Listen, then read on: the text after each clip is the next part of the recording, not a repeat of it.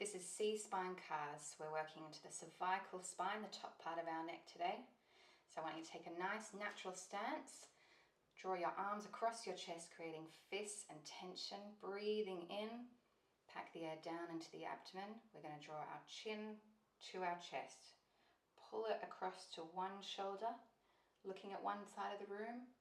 Then draw a nice big circle up and around, looking towards the ceiling. Chin to the other side of the room, connect it to the shoulder and draw it back down. That's 1 rep. We're going to do 4 reps in this direction without moving our shoulders, our hips.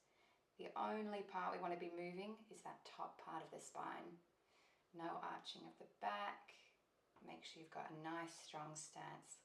Keeping that tension from the fists into the arms against the chest and have the whole body irradiating. Just isolating the top part of our neck. Connect the chin right down across the chest, pulling it, opposing that direction, up and over the shoulder, creating a nice big circle. Taking it down, we're going to change direction here. Chin goes to the other shoulder, looking across the wall, all the way up and over the ceiling, to the other side of the room, and down. We've got 3 more reps in this direction. Keep exploring the space of the circle. Really push into all the edges of the circle. Connect to the shoulder, up and around. Keep the tension going. Nice shallow breaths here. Take it down and 1 more rep in this direction. Really push that neck around. Up and over. Draw the chin down and finish. That is your C-spine CARS routine. Spinal CARS. So we're going to find a position on the floor on our hands and knees, creating right angles from our wrists to our shoulder, hips to our knees. I want you to start in a fully flexed cat position. So chin under, pelvis under, back up to the roof. We're going to unfurl the spine 1 vertebrae at a time from the base of our spine all the way through to the mid-spine, through the thoracic, up towards the neck, and the head coming up is the very last thing. Again, starting the rotation from the base of the spine, tuck the pelvis under. Imagine someone is pressing each vertebrae 1 by 1 to separate them all as you flex. Again, starting base of the spine, 1 by 1. Trying to separate not only the lumbar and the thoracic and the cervical spine, but each vertebrae, 1 by 1, slowly coming in, dropping the head down, and back to the starting point again from the base of the spine. Try and pull further towards the floor as you come into this position, and as you pull back, again pulling right up towards the roof, and the head comes down. So each rep you do, trying to push further into flexion and extension, making sure you're still creating a lot of tension through the hands, up through the shoulders. The body is using a lot of force to pull and push into these positions, separating the bones 1 by 1 each time. Try and get that nice wave through your spine. You want to visualize the ability of each part of your vertebrae having the range of motion to flex and extend independently. So making that nice wave, last one, pulling up to the roof. That is your spinal CARS. Hip axial rotations in a tabletop position. So this is quite a foundational one. It'll really show you where your internal and external rotation is in your hip. So finding that supported tabletop position, breathing in, pack the air down. You're going to adduct your leg towards you and then abduct it away from you. So think about your knee as the axis point that you're going to be doing this almost pendulum swing between. And really imagine the top of the femur into that hip joint rotating from internal to external rotation. I'm not crunching my ribs here to try and get to my end ranges. I'm keeping everything nice and still. And it's almost the foot that's really helping me fight for more with my hip rotation. And relax. I'm going to turn around so I can show you the other side. Finding that strong, stable tabletop position, breathing in, pack the air down, and begin that axial rotation. So like me, if you've got quite a lot of external rotation, you can point that foot and make way for it to find its end range just above the stabilizing leg. So going back and forth between internal and external rotation, keep the tension high. Once you reach the end range of each axis point, really fight for more. So here I'm using a lot of tension, I'm trying to get more internal rotation. Back to external, fight for more. Internal, fight for more. Keep the body strong, shallow breathing. One more each way. And last, internal, fight for more. Think about that hip. And back down. That is your hip axial rotations in a tabletop position. This is a passive range hold in a shoulder sleeper position with an internal rotation focus. So lying on our side, you can put something underneath your head if you like. You're going to place the underneath arm in a right angle position and then let the forearm fall into internal rotation.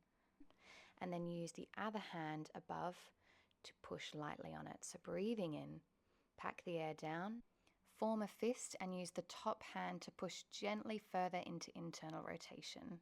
Now tense all the muscles around and hold that while you lift your above hand off.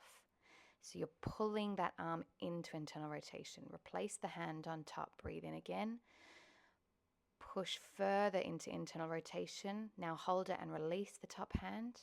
3, 2, 1. Replace the hand. You've got a new range of motion now. So each time going deeper, pushing it further. Now release the hand on top, holding it there.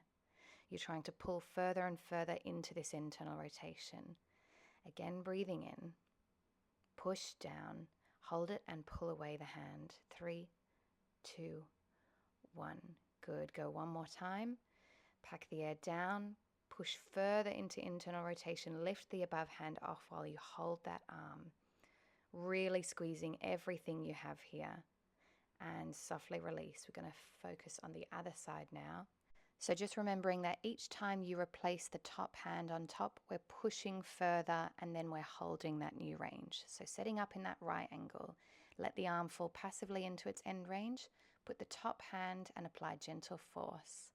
Now irradiate, pull the top hand away and hold the position. 3, 2, 1. Replace the hand, push it further into internal rotation. Breathe in, irradiate, pull the top hand away and hold. You should be squeezing really hard here around the shoulder, making sure the shoulder and the elbow are in a right angle each time you do this. Pull away, hold 3, 2, 1. Replace the top hand on top, push it further into internal rotation. 3, 2, 1. Replace the hand in its newfound position. Breathe in, pack the air down, pushing further into internal rotation. Release the top hand, hold it. Keep squeezing, replace down. Let's go one more time. Breathe in, pack the air down. Now let the top hand pull away and hold. 3, 2, 1, and relax down. That is your shoulder internal rotation passive range hold. Passive range hold in hip flexion. So standing up, neutral feet, we're going to be pulling one leg up into end range hip flexion. So pulling it to your chest as close as you can. Start irradiating, engage the muscles. Release your hand, hold for 3, 2, 1, and slowly release down. So this is the exercise. We're going to be repeating it again. So pull the leg up is step 1.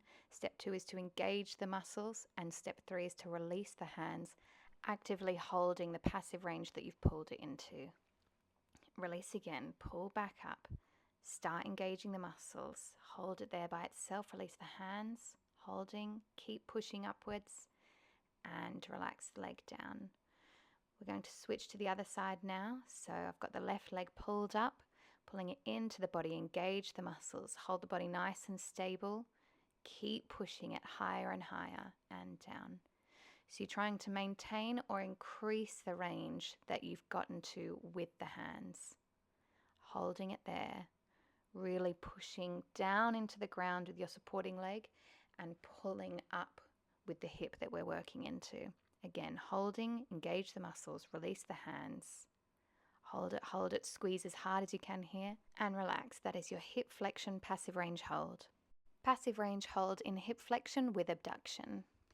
So begin with your feet under your hips, pulling one leg up into hip flexion and then taking it out to abduction. Find a nice stable base before you release the arms, holding that hip in place and relax down. We go again. Pull up into flexion, take out into abduction. Keep that end range flexion, so the thigh should be pulling in towards my torso as the knee pulls up and the supporting leg pushes down into the ground. We go again. Pull up, abduct away from the body. Find end range, release the arms, hold it and keep squeezing and relax. Now we move on to the other side. Pull the other leg up into end range, breathing in, pack the air down, find a nice stable base before you release the arms. Pull that leg into maximal end range, squeeze it there, hold the angle and release. So every time we're doing this, pulling our leg into end range passively with our hand and then squeezing, releasing the hands and actively holding that hip up in that end range. Maintain the angle each time. Let's go last time. Pull up, abduct away, pull as close into your body as you can get it. Release the arms, holding for 3, 2, 1 and relax. That marks the end of your hip passive range hold. Scapula retraction hinge. So we're working into our scapula here, so I want you to come to a nice natural position, hinge the hips backwards, take your arms down, pull them into a 90-degree angle, and now it's your scapulas. I want you to retract them back, breathe into this, pack the air down. We're going to hinge our shoulders into extension and pull them back into our beginning position. So here I want you to keep that pinched retraction all the way through this. Your arm's going to stay as high as they can. Keep your scapulas under constant tension, so they shouldn't have any rest here. We're going through this exercise, maximum irradiation around those scapulas, really retracting. Every hinge exercise we do will have this element of no rest and constant work. So really work to pull those scapulas nice and high. Keep pushing through.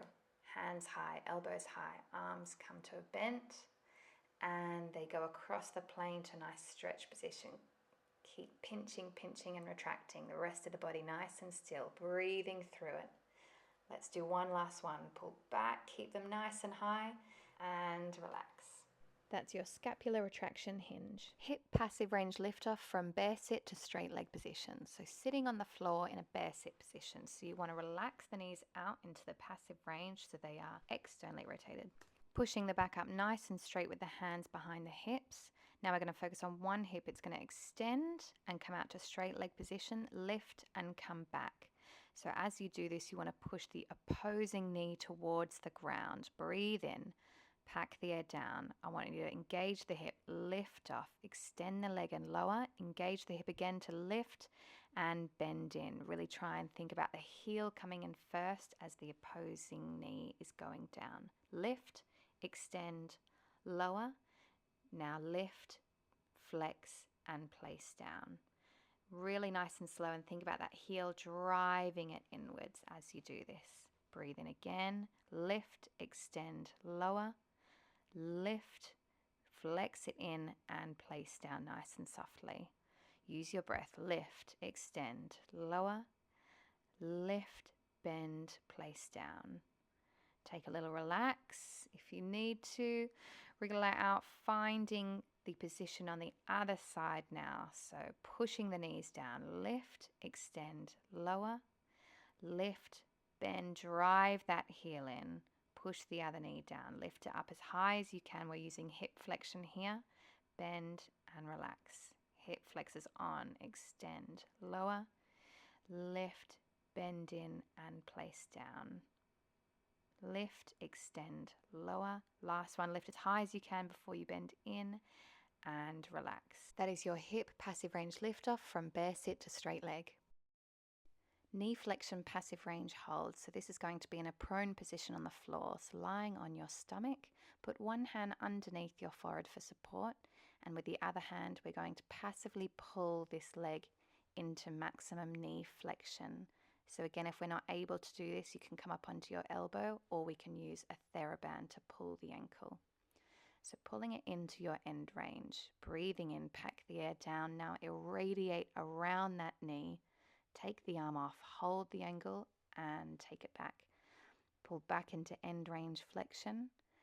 Push it in, engage all the muscles, hold the angle as you release the hand, squeeze hard and replace the hand again.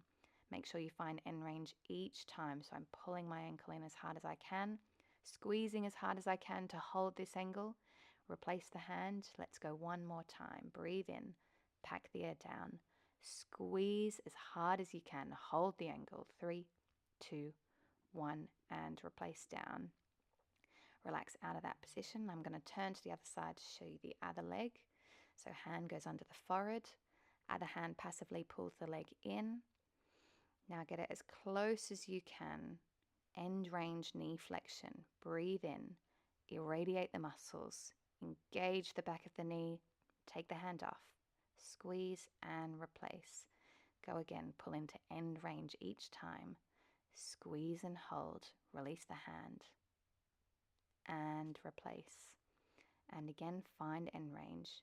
Use your breath, irradiate around the body, squeeze and maintain this angle and replace. Let's go one last time. Best yet, pull that ankle in, engage the muscles, hardest and best yet, and hold. 3, 2, 1. Replace the hand, slowly come out of it. That is your knee flexion, passive range hold in a prone position.